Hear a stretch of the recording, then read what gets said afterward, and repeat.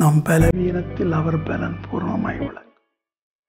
சோர்ந்து போறவனுக்கு பலன் கொடுப்பார். சத்துவமில்லாதவனுக்கு சத்துவத்தை பெருக பண்ணுவார். ஏசாயா 40:29. இன்னைக்கு எத்தனை நோயாளிகள் கொரோனாவினாலே சத்துவமில்லாமல் போறார்கள். கொரோனா நெகட்டிவ் ஆகியும் அவர்கள் பலனற்றவர்களாய் போறார்கள்.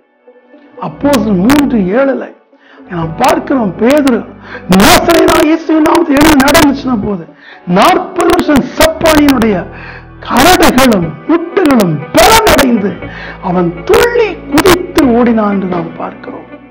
தீவுகளை அணுவை போல தூக்குகிறார். அவருடைய மகா பலத்தினாலும் வல்லமையினாலும் அவன் நட்சத்திரங்களில், விண்மீன்களில், வானமண்டலத்தில், சகல சிருஷ்டிகளில், கிரகணங்களில் ஒன்று கூட விழாமல் இருக்கிறது, குறையாமல் இருக்கிறது. What a great power! அவர் மகா உன்னதமானவர். கர்த்தருடைய கரம் பலமுள்ளது. கர்த்தர் பலமுள்ளவர். பேதுரு பலவீனப்பட்டவன், ஆவியிலே பலவீனப்பட்டவன். அவனை திருச்சபையின் தலைவராக மாற்றுகிறார். மோசே பயந்து ஓடினவன், அவனை பெரிய விடுதலை நாயகராய் மாற்றுகிறார். எஸ்தர், அக்சாள், எவர்கிரீன் ட்ரீ, தி ஸ்டார், நம்பிக்கையற்ற ஒரு அநாதை சிறுமியா இருந்தாள். அவளை கர்த்தர் ராணியாக மாற்றுகிறார்.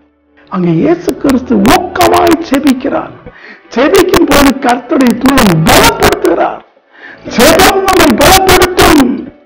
24 செபித்துக் கொண்டிருக்கிற கர்த்தருடைய தூதன் நம்மை பலப்படுத்துவார். வேதத்தை வாசிக்கும் போது நாம் பலப்படுகிறோம். அபிஷேகத்தால் நிரப்பப்படும்போது பலப்படுகிறோம்.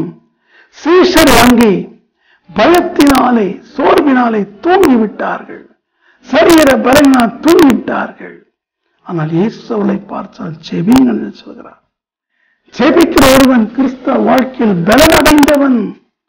அவன் ஒரு வேளை உலக பிரகாரமாய் பலவீனப்பட்டவனாய் இருக்கலாம். ஆனால் பலமுடலை வெட்கப்படுத்த முடியாத தேவன் பலவீன பாண்டங்களை தெரிந்து கொண்டார் என்று பார்க்கிறோம்.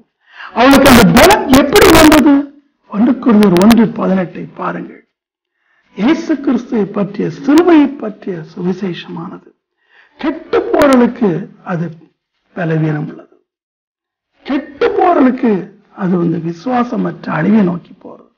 ஆனால் ரட்சிக்கப்படுகிற நமக்கோ அது தேவபலமாய் இருக்கிறது. ஹல்லேலூயா.